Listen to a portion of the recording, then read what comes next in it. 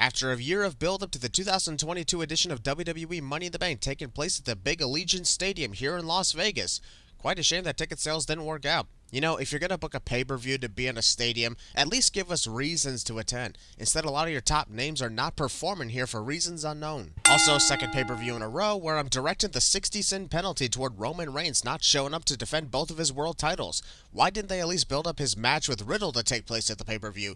When you flat out say your top world champion is not going to be at the show, a lot of people are not going to attend for that very reason, assholes. Also, by this point, Roman Reigns is scheduled to defend both world titles against Brock Lesnar at SummerSlam, which also has no reason to exist and puts this event that was supposed to be a big stadium event as a filler show. The women's Money in the Bank ladders match consists of wrestlers from both Raw and SmackDown, so why are only Raw commentators calling this match? They too used to having 90% of Hell in a Cell all to themselves or something? 85% of the time that cash-in leads to a title. Yeah, for the men, but we're talking about the women here, which actually has a 100% success rate even after tonight's event concludes. The winners of both matches will have 1 calendar year. I think the women took a look at the Money in the Bank briefcase and figured 1 calendar year to cash in means they have 24 hours or less. It honestly takes away the intensity when you know they're just going to get it over with. Casinos bidding for a big-time Bex resident.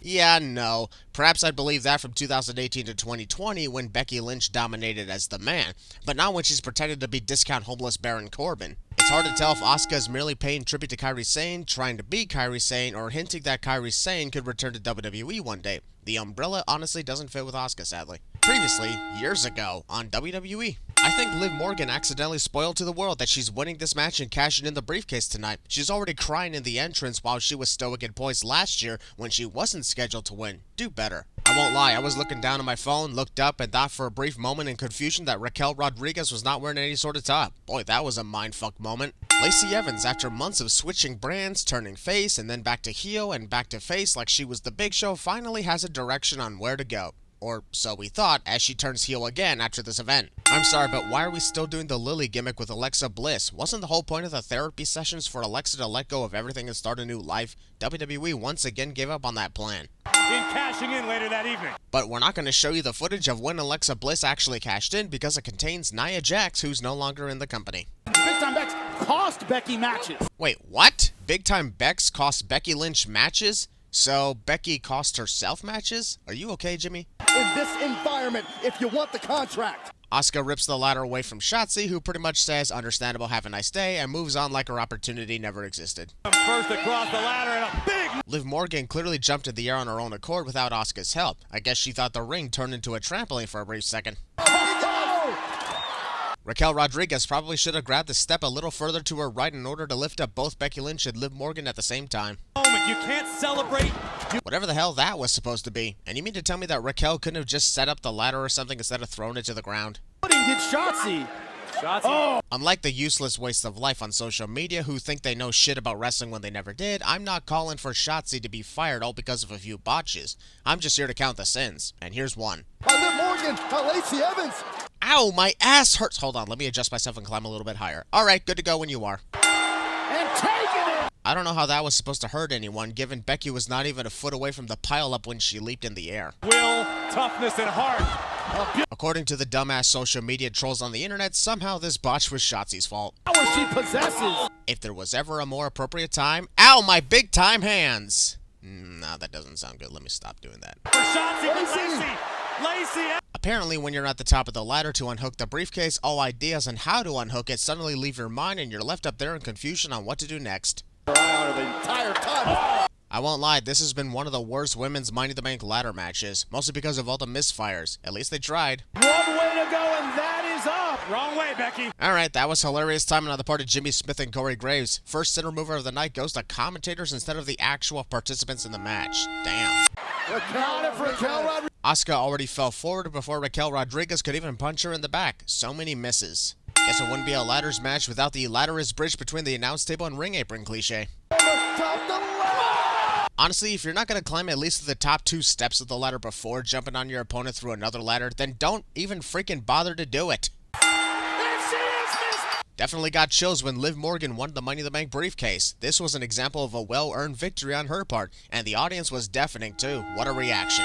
This was it, and she's reacting as though... Oh, I get it. Becky Lynch is a mixture of homeless Baron Corbin, Alexa Bliss in Kylo Ren mode, and Christian back in 2002 when he was throwing non-stop temper tantrums. What do you bet WWE is crossing their fingers that SummerSlam will actually take place at the Nissan Stadium after this event had to be moved? If Seth takes the win, I think I'd be the first to congratulate. Even after the feud between Seth Rollins and Cody Rhodes has ended and Cody is out with his injury, WWE continues to promote this feud. This is already screaming WrestleMania 39, isn't it? After defeating MVP and Omos at Hell in a Cell, Bobby Lashley practically showed the world that he wants the WWE Championship back from Roman Reigns. And yet tonight he's targeted Theory and the United States Championship because bodybuilding reasons. No joke, that's literally it. Money in the Bank is presented by... Skip! The pyrotechnics have really got to be more in sync with Bobby Lashley's movement. The moment he shoots the arms up, shoot the pyro. Check out the physique. Come on, we don't need another dick measuring contest when it comes to the physiques of Theory and Bobby Lashley. Bobby wins every time. Now fight! And it's not even Lashley's fault, it's the WWE Universe. Corey Graves blames the fans for Bobby Lashley being a good competitor. His ass kissing has honestly gotten more annoying over the years and has to stop. Theory simply took the high ground. Theory takes the high ground, but ends up underestimating Bobby Lashley's power, causing Bobby to cut him down to size, set him on fire, and okay, I'll stop. The second time being the champion. Theory easily saw that Bobby was going to toss him into the ring post and blocked it the first time, but now that he's in the exact same position, Theory loses the ability to block a second time. Looking for this. That is clever. Curling up like a baby somehow qualifies as a clever move. My real question is why Bobby stopped when he obviously knew that Theory was baiting him in. Theory's not even on the rope, so go ahead and attack. Home field advantage for Lashley. Byron Saxon claims that Las Vegas is Bobby Lashley's home field advantage. The guy's from Colorado, not Nevada. Bobby Lashley has Theory right where he wants him, so now should definitely be the time to pose for the audience, allowing his opponent to recover. I swear, if Theory escapes from this, I will say that was Bobby Lashley's fault. To go all the way up. No. That was Bobby Lashley's fault. I saw doubt. I saw concern. Damn, poor timing on the part of Byron Saxon to claim that he sees doubt in Theory's face after this shot. No, no. You know what? Here's 5 additional sins since we gotta hear Corey Graves complain when Theory's about to be pinned. He doesn't even show as much concern when his own wife competes literally minutes later. Perhaps he might be cheating on Carmella here? Bobby right infringement. Looking back on the Hell in a Cell pay-per-view where Bobby Lashley held up the WWE Championship replica, I wonder if he actually forgot what his true intention was, unless he thought the replica was the US title. It's understandable since every other title has the same design anyway. I knew the Almighty would get the job done. Corey Graves trying to channel his inner Jerry the King Lawler by switching his pick at the end of the match, with less character that is. At least Jerry was humorous about it. Have you decided when and who you'll be cashing it in on? Even though Liv Morgan follows tradition by cashing in on the same night she won the briefcase, did Sarah seriously think that Liv would reveal who she'd cash in on and when, with the entire world watching? What kind of stupid question is that? Obviously, this match exists because the original challenger, Rhea Ripley, got injured. However, when you see Bianca Belair taking on Carmella, it really has a duh feel to it on Bianca's inevitable victory. You can take a break now, folks.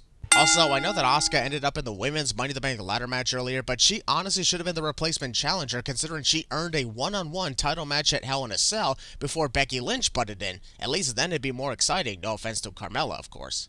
What the hell happened to Carmella? Did she walk through a forest and get an entire tree stuck to her back by accident? We may renew our wedding vows. You've been married to Carmella for less than 3 months. What idiotic couple renews their wedding vows in that short period? At least my parents waited at least 20 years before they renewed their wedding vows for a big special occasion. True story. Who the champ is. The CGI graphics and the audio are off sync from each other. Come on, audio technicians, you had one job. Did you claim that Bianca Belair is looking past Carmelo? I would hope that Bianca Belair is looking past Carmelo, given he's down in NXT 2.0 as the North American champion and not relevant to this title match, Byron. Carmelo's also been out of action for months. Sorry, Byron, but that would turn the favors toward Carmella than it would for Bianca. Just saying, less competing means Carmella is more rested while Bianca has been busting her ass off. The Raw Women's Champion. I just want to get to the entertaining portions of this pay-per-view event, please. The panicked-ist. That's not a word. Was just about to say that, Corey. I know you'd be great at CinemaSins 2 expansion and all, but let me do my job while you continue to drool over your wife. This match is only 7 minutes long, and the majority of it is Carmella running away. Fun as this show is, this match is not one of the reasons.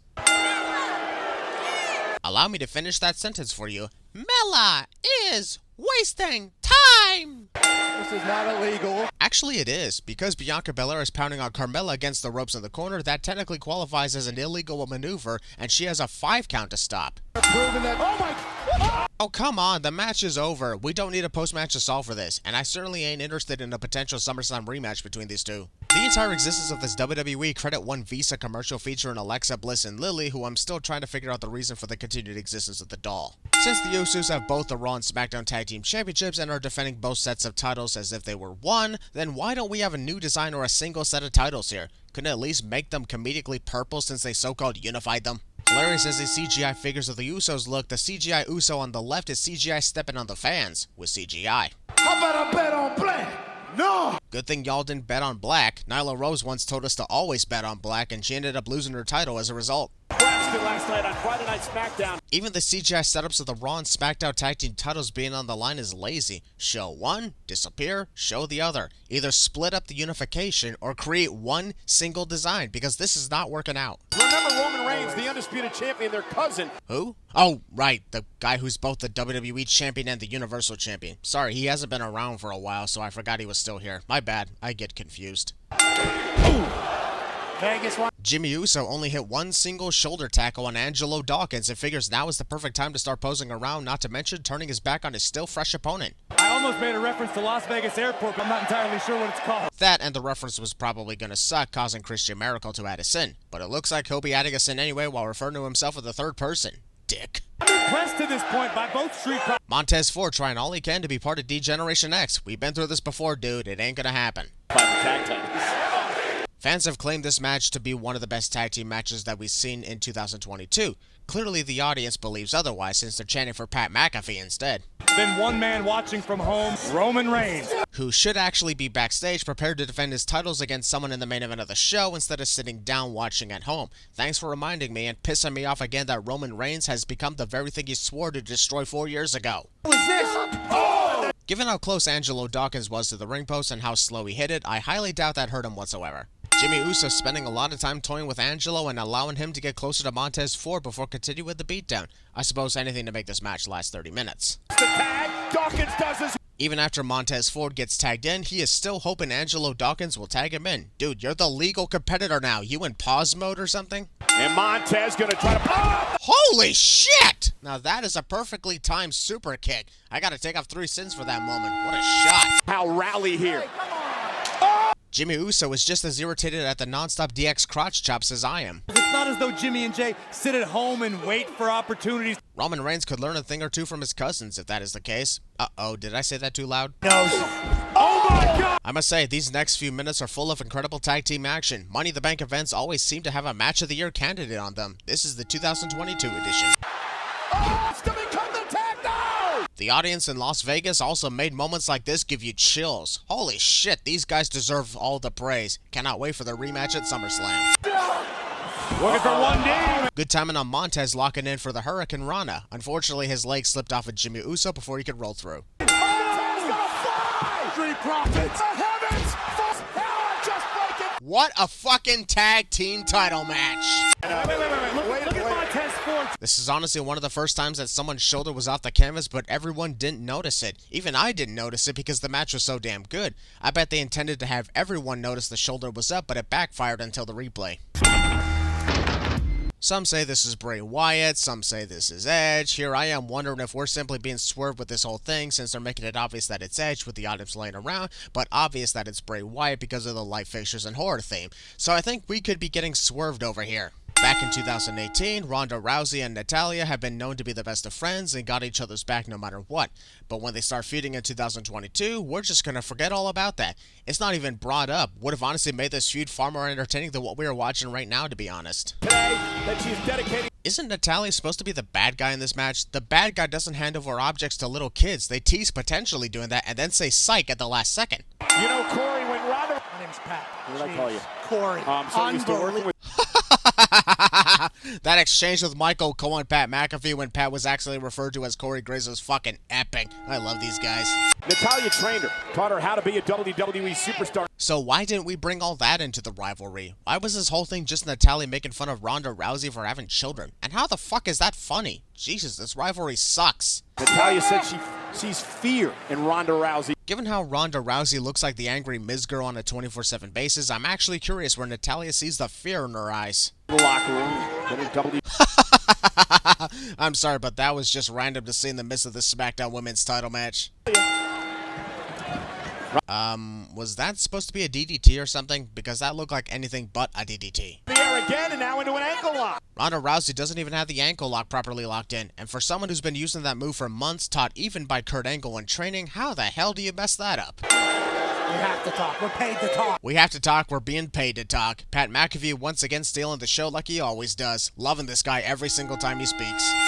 You shut up! The cameraman wasn't even saying anything, you dumbass, but if you were directing your hatred to me, then like Pat McAfee said, I have to talk. I'm being paid to talk. Natalya had the advantage of Ronda's brief distraction with the referee, yet she chooses to grab Ronda's hair and call her a stupid bitch. How about you actually take her down and let me call her the stupid bitch? Better chance I won't get hurt and you win the title. Win-win. Ronda Rousey has no idea how to say I quit. You're about 2 months too late, Pat. The I Quit match with Charlotte Flair was at WrestleMania Backlash. Went to the discus clothesline again. Rousey. I am starting to second guess whether bringing back Ronda Rousey was a good idea now. I think I'm starting to see why now. Here, sharpshooter. Copy hard infringement. And now, Natalya. Ronda Rousey trying to make a reference to the Montreal Screwjob by posing like Shawn Michaels. And the reason none of us winced at that is because there was no way in hell this referee would randomly screw over Natalya. Hell, the Montreal Screwjob didn't even cross my mind until I wrote this line. Will you stop talking to the audience, questioning if they want souvenirs before you lock in your armbar? Just lock it in and shut up. Better chance you will finish the match and not be too hurt before Liv Morgan arrives. Jesus. That's why she's our champion, Cole. Yeah, what a performance. Pat McAfee just jinxed that. This was one of the scariest moments in Money in the Bank cash-in history, because we know WWE wouldn't hesitate to make the contract holder lose in less than 10 seconds. So sorry, Baron Corbin. This was a huge nail-biting moment. All the more reason why Liv Morgan's victory was freaking awesome. Let's throw away another 10 cents because WWE actually scared me with this ankle lock. Why the fuck are we promoting Roman Reigns' match against Brock Lesnar, promo package and all? That isn't until SummerSlam, not tonight. Just trying to waste more valuable time. I'm starting to think Seth Rollins raids women's lockers to wear their outfits to the ring. Did Charlotte Flair leave one of her robes behind again? Gosh darn it, Charlotte. Speaking of Moss. Aw, what was wrong with Madcap Moss's previous entrance theme? What kind of joke is this crap? Sami Zayn and his crazy obsession with a bloodline is going nowhere fast, so hopefully something happens to help his case, and soon. Theory has a great future and all, but this was the most random thing we could do with him. Like, this happens because, shut the fuck up, that's why. Usually when this happens, the heel who lost earlier in the night would be suffering a mental breakdown like the world was over. But Theory was all cool when he lost the US title. And worse, this is literally never addressed after the event either. And that deserves 30 cents for bad randomness. What the hell is Moss thinking? Oh, I don't know. Maybe grab a ladder and try to retrieve the briefcase above the ring, just a guess. Moss with a ladder. And now, Sheamus wasn't even grazed by that ladder, and yet somehow it was enough to damage him. Yikes, poor start. Omos now. Oh my! Riddle was already preparing to block with his hands and fall over before Omos could even back up with a ladder. It's gonna be McIntyre. Sheamus is. Won't lie, this was a hilarious sequence of Drew McIntyre and Sheamus fighting over who gets the pound away on Theory. I'll remove a sin now for the comedy, but it would have been better if they decided to hammer away together after shoving each other away several times. I'm honestly shocked that WWE didn't pull the Big Show move by having the reinforced ladder at the ready for Omos here. Sometimes they do it, sometimes they don't.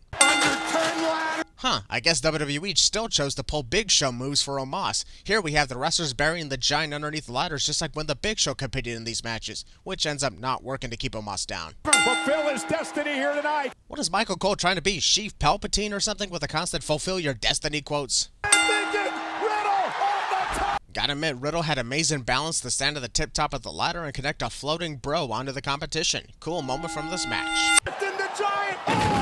The teamwork to put Omos through the announce table was fun to watch. WWE handled the take the big man out sequence perfectly here. Probably done because Drew McIntyre needs something to do prior to his match with the Universal Champion at Clash of the Castle. Otherwise, Butch running interference on Sheamus' behalf didn't really do much. Kept up by McIntyre. Ah, your voice cracked! Theory? Theory wins because Riddle looked down and randomly let go of the ladder, letting himself fall as if he never wanted to win the match anyway. Randy Orton would be so disappointed.